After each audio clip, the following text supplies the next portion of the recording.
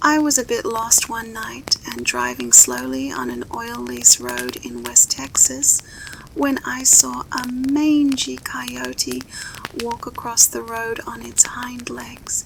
It stopped for a moment in the middle of the road and stared at me. The way my headlights glinted in its eyes still gives me the jeebies on occasion. I nearly obeyed my gut instinct to gun it and run the thing over before it gimped on into the dark. I guess it was sick? A high fever causing it to act freaky as fuck? I don't know. I was hiking in the Pacific Northwest. I had stopped to get water when rocks started flying over my head. I don't think they were intended to hit me, but there was a clear arc. They were being thrown. As I'm finishing up, this huge rock came flying over my head. I'm pretty strong, 6'3", 200 pounds, and I had hauled 50-pound bags of cement all summer. On my way back, I tried to lift it. Couldn't do it. That rock had to be at least 100 pounds. Don't need to say how fast I lit out of there. This is dead air, and stories from campers and hikers who found more than they were expecting when they went into the wild. I backpack in the mountains a ton, usually solo, and have never felt unsafe. But one night I was off trail and way out, many miles from anyone or anything, and at about 2 a.m. I was woken by the sound of footsteps. I bolted from my sleeping bag, opened the tent door, and looked out. It was a full moon, and coming towards me was a line of guys, maybe 7 or 8 of them. None of them were wearing headlamps. As they got closer, I could see they all had similar military-style backpacks on. Some were wearing camo. As they passed by, I said, "Hey!" And the guy in the front of the line said, "Hey!" And they kept moving. Not one of them even looked at me. And then they were gone. They definitely weren't backpackers. I got out of my tent, standing in my underwear and thinking, what the fuck was that? I was so remote. And then it hit me. Pot harvesting. The realization made a little pea come out. I was frozen with fear when I saw a shadow person at Sweetwater Creek State Park in Georgia. It was on a section of trail unused at the time due to a bridge being washed away. I can count on one hand the times I've been truly afraid in 58 years, and that is 2 of them. It was literally a black silhouette with no discernible features. It was about 50 yards up a hill from the west side of the washed-out bridge. No eyes, nose, mouth, ears, etc. I was looking for a geocaching clue on the old bridge and got that feeling that I was being watched. When I looked up the trail, there it was.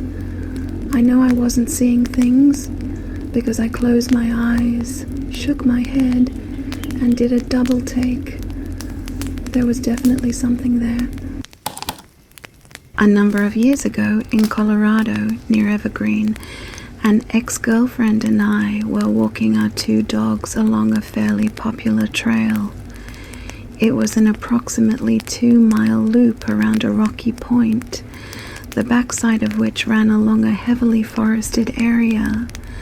We got a late start, so the sun was starting to set as we left, but no big deal as we'd done this hike plenty of times before. Around the halfway point, we started hearing what sounded like a woman screaming, sort of, in the distance, and the hair on my neck just stood up. What really spooked me was our dogs, both German Shepherd mixes. Once we heard the first sound, both dogs went into tails tucked, ears down, pulling hard at the leashes to get the fuck out of there. The sound got closer and maintained the same distance and direction from us as we fast walked our way back to the truck, and it kept screaming at us.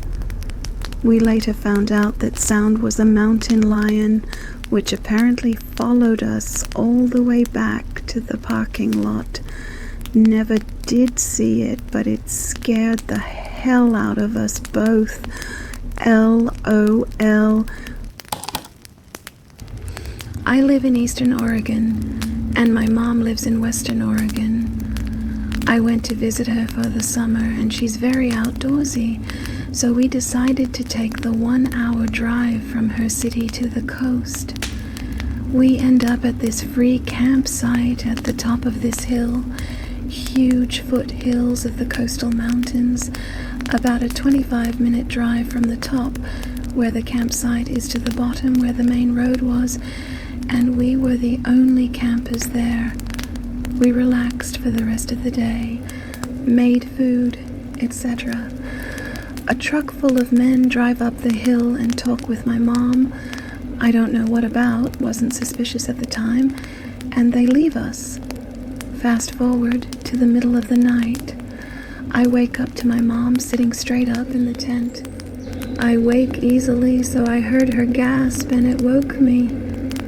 As soon as she saw I was awake, she put her hand over my mouth because I was starting to ask her what's wrong. It was dead silent, and all of a sudden you hear footsteps. Right beside the tent, the little flap that covers the zipper was even moving. Thankfully, my mom has quick wits and said very loudly, "Kenny, grab the gun." Kenny is my dad, although that doesn't matter, and mind you, he was not there. It was just us girls. They left. No harm was done. Thank the Lord for my mama. One time, when I was hitchhiking and decided to set up camp off in the woods not far from the highway, I lit a fire, ate, and set up my little tent, then fell asleep without a problem. Woke up in the middle of the night to some heavy breathing outside my tent. I listened for a bit, scared shitless, and then some movement and the sound was gone. Woke up the next morning and there was a photo of a family stuck with a nail to a tree right beside my tent, and fresh footprints in the dirt. Being the idiot that I am, I followed the path of the footprints a kilometer or so, back into the woods where it ended at a road. Across the street was an abandoned house, and while checking out the house for anything useful, I found several other photos of the people in the photo, individual headshots, and notes apologizing for not protecting them or not being there for them. I got a feeling like I wasn't alone and decided to make an exit. And as I came out of the house, there was a pickup truck in the road watching me leave. He offered me a ride back to the highway and some food and drinks, and told me all about the family that lived there and how they all died. He told me that the father had an accident while driving and struck an oncoming vehicle that had his wife and 2 kids in it. He lived, but everyone else died. So it was likely the father who was still around. But he didn't mention anything about what happened to him. It was a rural area with no houses for miles. For all I know, the guy that picked me up could have been the same guy who was in my campsite the night before. I never visited the area again. It was near the border of Montana and Alberta, and I have since moved far, far away. I was a teenager, and my friend told us they found a cool spot in the woods with a couch and a fire pit where we could smoke weed. So of course, we go check it out. 4 of us, maybe 16 years old. To get there, we walk under an old stone bridge, and I immediately recognize the area and go completely cold. My heart drops and I can't speak, feeling the panic rising, and I say, "We have to leave right now. This is the bridge from my dream." My friend remembered me telling them about this nightmare where I was running in the woods at night trying to get away from someone, and there was a bridge. I told the friend because in the dream they were caught by whatever was chasing us. The dream was a month or so before this, but my friend remembered it and said, "Oh my God, we have to leave. I'm the one who dies." And we all legit booked it out of there. Maybe nothing would have happened, but the dread I had at recognizing the location in the woods with the lumpy couch sitting under the bridge was something I'll never forget. My adult self can't fathom how irresponsible it was to go wandering through the woods like that. In the summer of 2023, I was camping with my family in Beaver Creek Campground in Montana for a few nights while visiting Yellowstone. The first night, there was the most unsettling experience I have ever had. My mother, stepfather, and his brother had all gone to sleep around midnight while I stayed up for about an hour by the fire. It was pitch black when I decided to snuff the fire and head to my tent to sleep. After about 20 minutes laying in my tent, I began to hear sniffing noises immediately outside my tent. Fearing it was a bear, I was frozen. This continued for a while until I heard the familiar breathing and shaking noises of a dog. I relaxed, supposing a nearby camper's dog had wandered. I stopped hearing the dog after a while, but then I heard footsteps walking around our campsite and the sound of a large stick being dragged along the ground all around. I was frozen in fear again at the possibility of a stranger walking around our campsite in pitch darkness. Suddenly, an obvious camera flash had gone off right in front of my tent. I was frozen solid in fear. Later, it felt as though an animal or person had laid down and cradled the corner of my tent. I felt a presence for about 5 minutes and kept feeling as if something was lightly fidgeting with the corners of the tent. Still frozen, I prayed for this to stop, but then I was forced to make this person or whatever acknowledge my awareness of the situation when I sensed another's touch on the zipper of my tent door. I called out loudly, "Who's there?" My stepdad awoke and called out to me while I was too afraid to open my door. 10 seconds passed before I knew he was out of his tent with his gun. Then I emerged. However, there was nothing there, and after I called out, I didn't hear or sense any movement going away from the campsite. All the while, my mom and stepdad have a dog in their tent, which reacted to nothing the whole time. I slept in the car the next 2 nights and nothing else happened. Saw a few bears, so I kept hiking to get out of the area. Just as I thought I went far enough and had no energy or light to go farther, I started to pitch my tent. We heard a stick break and I looked in the direction of the noise. When I looked in that direction, my headlamp illuminated another black bear with an all-black face. I yelled and screamed at him, but he would not leave. He kept inching closer, while kind of pacing back and forth with his head down. I have seen bears before, but this one made me feel really uneasy, and I had this feeling it was being aggressive. I kept yelling and throwing shit out, stomping and fake lunging at it, but this bear was not fazed. Well, that was until I hit him in the head with a rock on a good throw. He turned around slowly and just kind of walked away. Didn't sleep much that night. Backpacking on Shasta, we hit our camping spot late, so we only had time to set up, eat, and go to bed. In the morning, we can finally look around, and right by our tent, in the rock outcropping, a very nice box is wedged in containing someone's remains.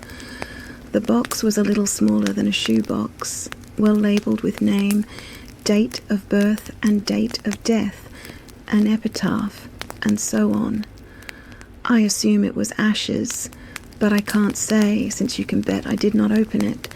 Also on that trip, after about 7 hours of hiking up Shasta, we see a man walking down in a suit, dress shoes, and carrying a briefcase. Shasta can be a weird and mysterious place.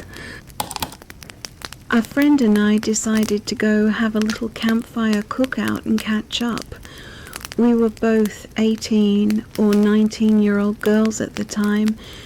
We've got the fire going, roasting some mallows, and out of cell phone service range, a guy in his 30s pops out of the woods with a fucking bike and camping stuff all over it, looking homeless. He sits down telling us how he's been living in the woods for months, only coming down sometimes to get a chicken. Nothing he said was super alarming, and I'm usually pretty chill with people even if they're eccentric, but something, I don't know what, something was just very wrong. Like every hair standing on end and just wanted to run. Finally he got up to get something to show us from his bike. I told my friend to get in the car now, leave all the stuff, mostly food and cooking utensils anyway, we weren't staying the night, and just go. I cranked it and we hauled ass out. I apologized to her for ruining the evening, but she said she had the same feeling and was really glad we got away. My cousin and I were tracking deer in North Alabama. We saw a buck removing its antlers on a tree by basically fighting the tree. It was pretty cool. But it didn't stop when the antlers were gone. It kept bashing its own face against the tree. More and more wildly, it thrashed itself until its skull split open. Still it continued. Brains and blood everywhere. Finally, the deer stood on its hind legs, walked a few steps like a human, and fell dead on the ground. We don't hunt there anymore.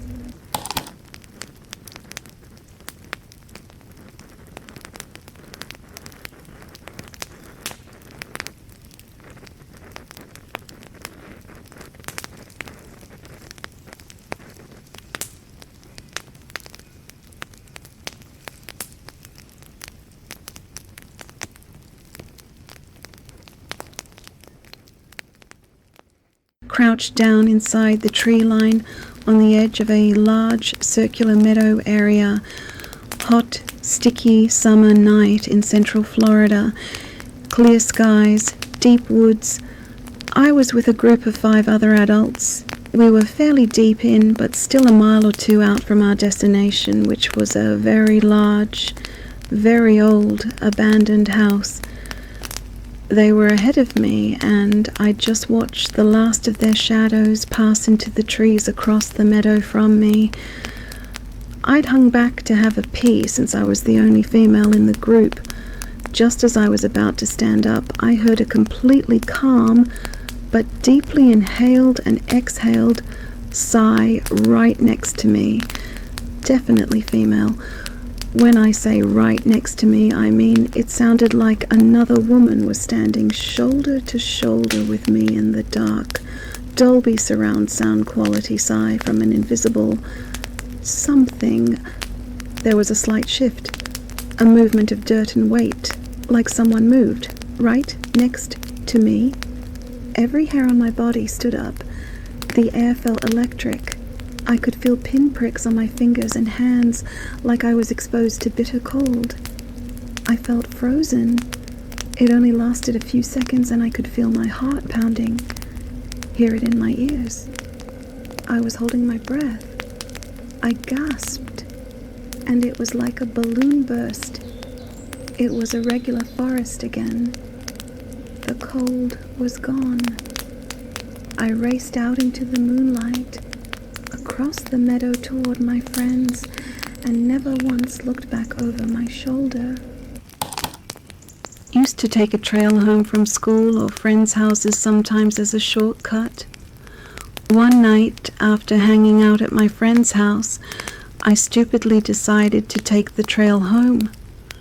About 3/4 of the way there, I heard a long, wet fart to my right, pointed my flashlight in that direction, and then nearly shit myself as I met eyes with some tall guy peeking around a tree. Bolted the hell out of there as fast as I could.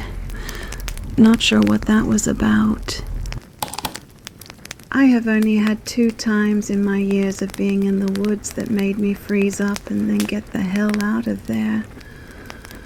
The 2 times were only about 3/4 of a mile away from each other. I've always lived in the mountains of East Tennessee, so I go hiking, scouting, and hunting all the time. Both times happened in late summer while I was scouting some new hunting spots. I was following this creek I hike all the time. It takes you into some deep parts of the woods where I feel like not many people have ever laid eyes on. There are actually still old growth trees there, and that's very unusual.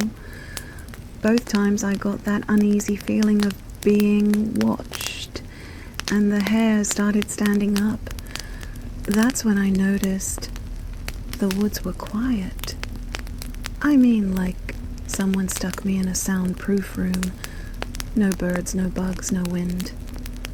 I mean nothing. Now that I think about it, I can't remember hearing the creek even running. It's making my hair stand up now, just remembering this. I've tracked deer in the middle of the night and had flashlights go out and never felt scared. But the woods going silent in the middle of the day scared the hell out of me. I believe there are things in this world that we know nothing about. I truly believe those 2 times there was something supernatural or whatever you want to call it out there with me. After the second time, I've never gone back to that part of the woods. Okay, so I was recently on a solo hike in Central Australia. It was about 260 kilometers or 161 miles out of Alice Springs. The start of the trail takes almost 3 hours to drive to from the center of Australia. There is no mobile reception. You're very unlikely to come across other cars or anything else because the space is just so vast. The trail itself is a really long hike around a gorge that has beautiful lookout points and billabongs. That's what Australians call waterholes. And it is part of a wider trail known as the Larapinta Trail. So I am headed out to this hike and get there very early in the morning. Like, I am starting to hike at about 7:30 a.m. I've got a day pack plus additional supplies in my car. It's winter in Australia, so there aren't many people in the outback, and even fewer on these trails as it gets to negative temperatures overnight. So I drive out to one of the furthest gorges. I'm the only car on the road, the only car in the car park when I pull up to the national park entry. The campsite is empty. There was no sign of recent fires. I really enjoy this solitude and was looking forward to a morning hike and picnic with just me and nature. I get started, day pack on, ready for the day. The hike is beautiful but still extremely cold. I reach the first major lookout about 45 minutes to an hour later and see a series of small billabongs in the gorge below and think, by the time I get down there it will be mid-morning and I'll have a snack and write in my journal or make a video diary. I head down there and it's about another 40 minutes, so it's almost 9 a.m. It's just above freezing now, but I've warmed up from the walk. I reach the bottom of the gorge and I'm well over 170 miles from the closest small population of people. Walking across, I was going to wash my hands in the billabong, which is in sunlight, when from behind me I hear hello in a German accent. I whip around, totally taken aback. Now, because my smart ass listens to so many true crime podcasts, I am convinced I am about to be Wolf Creek style murdered in the Australian bush. I say hello back to him and keep walking slowly. I didn't want to turn my back to him. He had long hair, a very full beard, and was wearing very few clothes, with what looked like maybe a shirt on a rock near him, and he was clearly wet. There was a billabong behind him and I couldn't see shoes or a hiking pack anywhere near him. He asks how I am and how my day was. A little freaked out, I started to over-explain that I had friends waiting back in town for me that evening and how beautiful the walk was. He didn't really engage with anything I said. He just nodded and said, "Yes, here is very beautiful. You should see the stars." Thinking it might be a case of him being high, I was just trying to be polite and get the fuckity heck out of there as soon as I could. I was polite and explained I just needed to get some supplies out of my day pack as I pull everything out that I need. I find my morning fruit, then pack everything back in, not letting him out of my sight as he just stands, wet, in the shade in a near freezing temperature. I politely say I am going to explore the gorge a little more and pull out my phone to make a non-confrontational exit. I take a few photos of the walls of the gorge and 1 or 2 selfies. All the while, he is just standing there looking at me. He then offers to take a photo of me. Nervously, I said yes and threw him my phone. He takes some photos that are really bad or out of focus or I'm blinking and throws my phone back. I said thanks, pull out my fruit, and start to walk with him still in my peripheral vision. He then says, "Wow, is that an apple?" I don't associate them with the Australian outback. I said that it was winter, so they grow well, and asked if he wanted it. He said yes, and I threw it to him.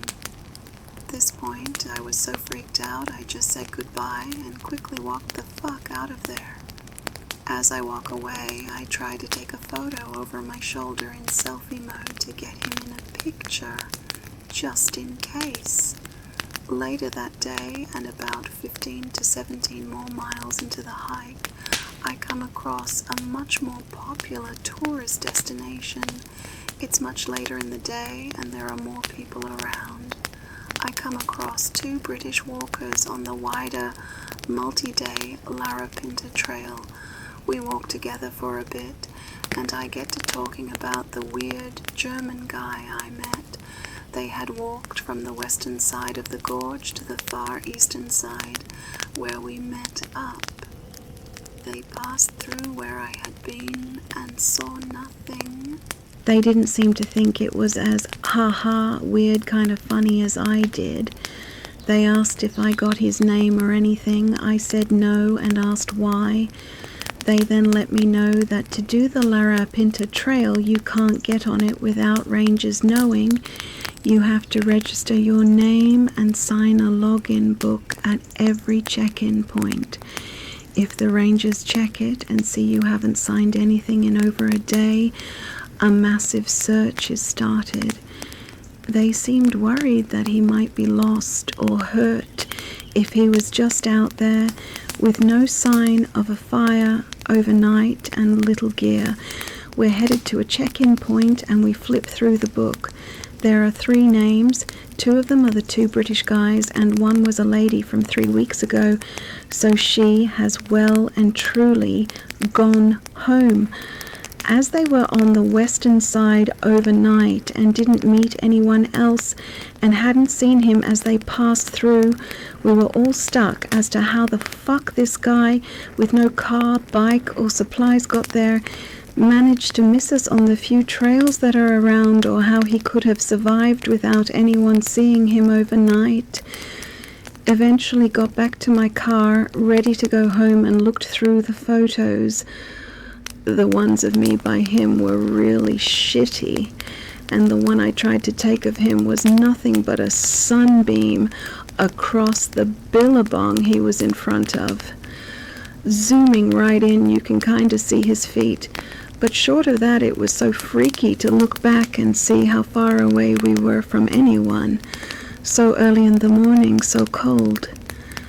And there he was, swimming in the shade when I came across him. I gave contact details to the rangers so they could call if any more info was needed. But that's truly the weirdest experience I've ever had on a trail. I was walking alone along a pretty popular walking track, and all of a sudden got a whiff of men's aftershave. Couldn't see anyone, but could smell it. I turned around and ran back to my car. Freaked me out. When I was 12, my dad and my brother and I went camping on state land that was also a cow pasture. In the middle of the night, it started to get windy, and we could hear all these strange noises. I leave the tent and find out we're surrounded by about 50 cattle that all seemed agitated. I told my dad, and he said, "Time to go." No explanation. We packed up and got to the truck, and it started to rain buckets. A wicked thunderstorm with bad winds. My dad later said that he could tell a storm was coming, and if we'd stayed, we would have been trampled by the cattle. Pretty scary in retrospect. About 25 years ago, I went hiking in Fossil Falls, just outside of Ridgecrest, California, with some friends. Once we hike down the falls, we get into the opening of the canyon and start smelling what smells like something dead. As we walk on, the smell gets stronger. We decide to find out what it is. We come upon an area where the smell is just overpowering. On the surface of the ground in this area, there appear to be a couple oil slicks pooled at the top of the surface of the ground, which appears to have been recently dug. We attempt to dig down about 6 inches, but the smell is just beyond anything we can deal with. We decide to leave and call the cops. The cop gets down into the canyon part of the falls, picks up on the smell, and tells us this isn't a good sign. As we get closer, but not even to the place where the smell is coming from, he starts calling in lots of reinforcements. More cops, even helicopters. He told us that for something to generate that kind of smell, someone would have had to bury a deer or something of similar mass. When we called the cops to follow up on what happened, they told us that it was just some chicken skin and bones. No human remains were found. The official story completely conflicted with what the cop, who had previously been a homicide investigator in LA, had told us.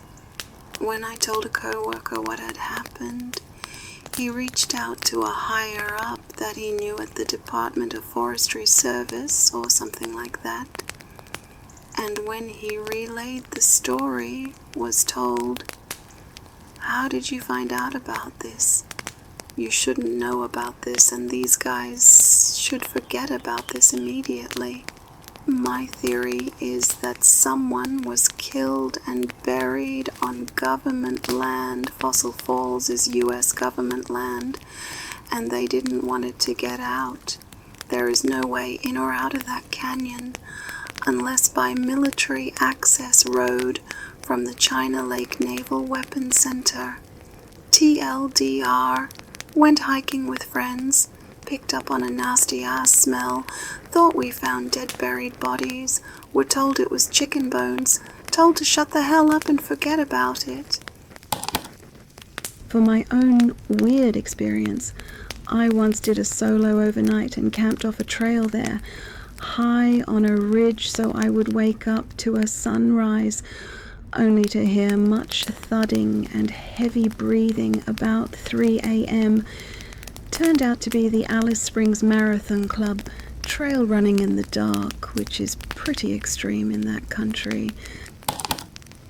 Once I was on a high school trip in the Netherlands, and after we did some activities during the day, we ended the day by playing a game of live Stratago in the woods next to the farm where we slept. For the people that don't know what live Stratago is, it's a live version of a board game where soldiers attack each other without knowing what rank the other is, which determines who will win, and try to remember who's got which rank. In the live variation, you had to tag and ask people what rank they were to battle, and flee or chase the other depending on his rank. So after about an hour of playing this game, at night, in near darkness, I was chased by another guy, but managed to lose him. Then I proceeded to walk in a random direction, till I reached the edge of the forest. At the edge were 3 people crouching down, staring in one direction. As I wasn't wearing my glasses at the time, I couldn't see that they weren't children, but men around 25 to 30 years old. When I crouched next to them and asked one of them what rank he was, he angrily hissed at me to go away and leave quickly. I don't know what the hell these guys were doing there, but I ran away as fast as I could. I used to live in a very heavily wooded area with lots of wildlife. One night I was walking home from my friend's house, and it's pretty dark, but I could see from the moonlight. It's only about a 5 to 10 minute walk, but there are no other houses in between us. As I'm walking, I hear this lady scream incredibly loud up this small hill from me. It was blood-curdling, terrifying as well, because she did it again almost immediately.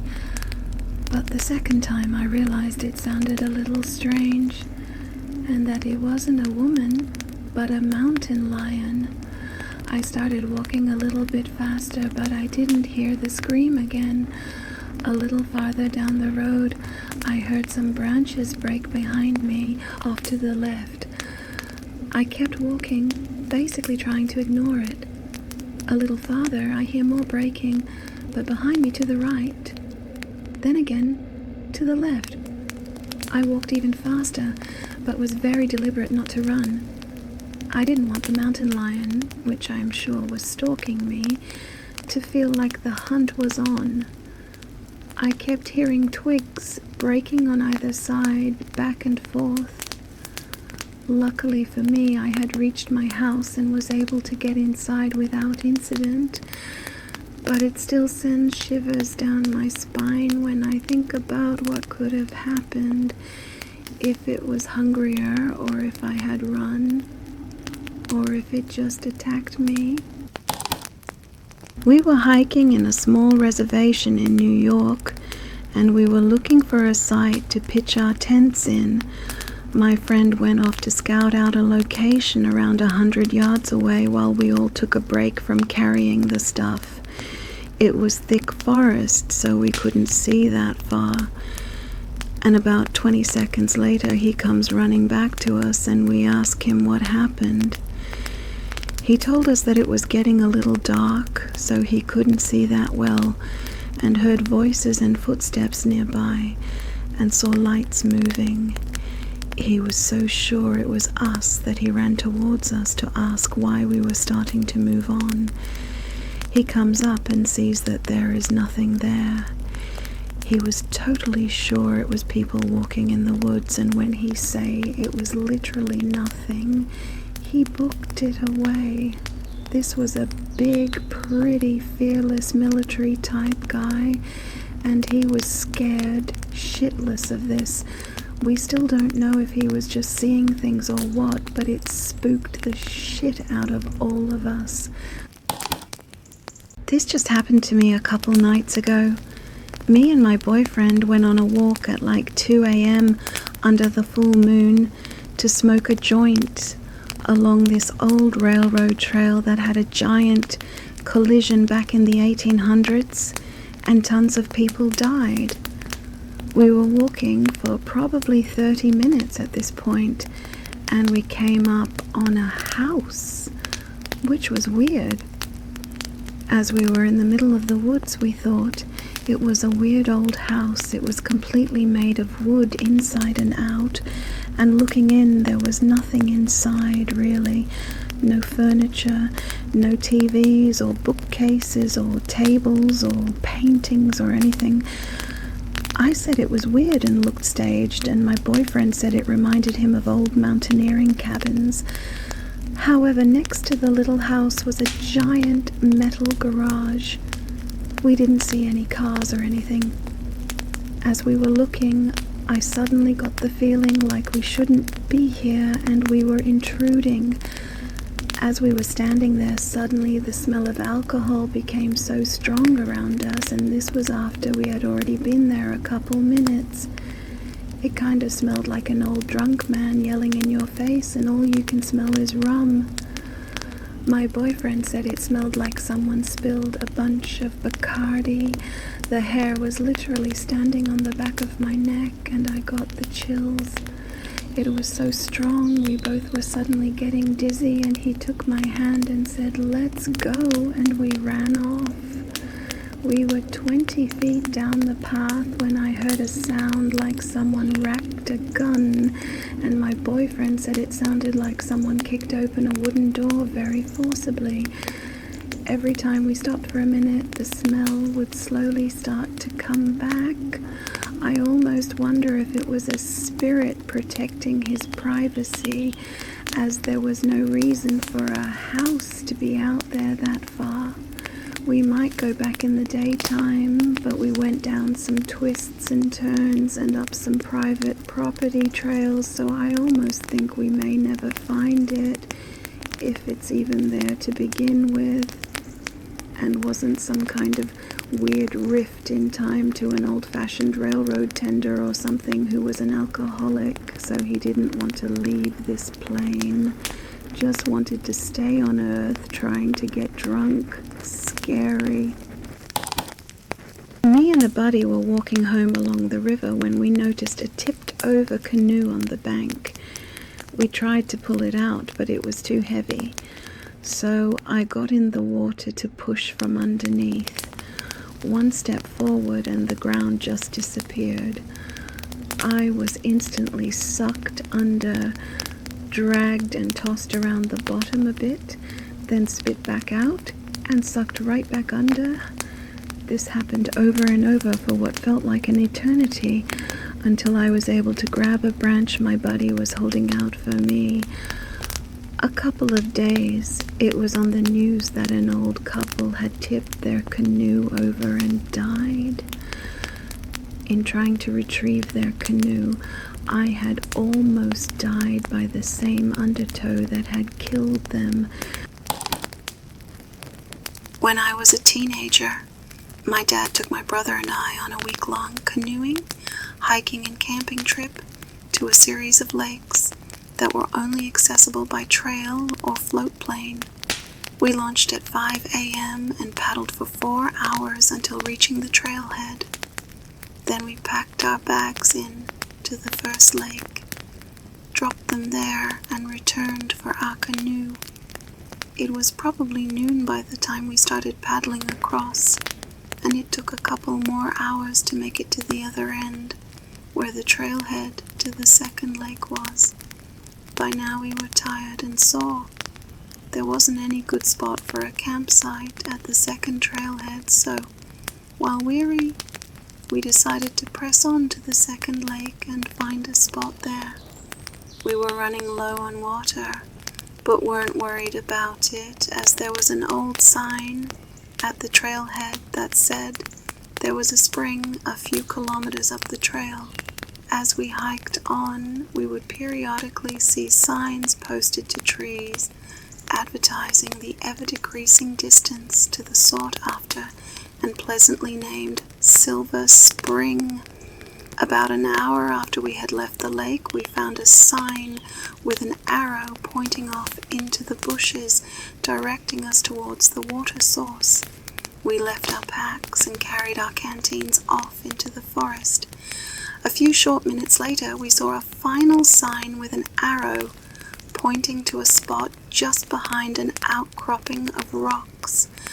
We eagerly rounded the outcropping and stood there stunned, dry mouths agape at the sight of a fucking giant silver painted metal spring with a sign above declaring Silver Spring and an arrow pointing down at it.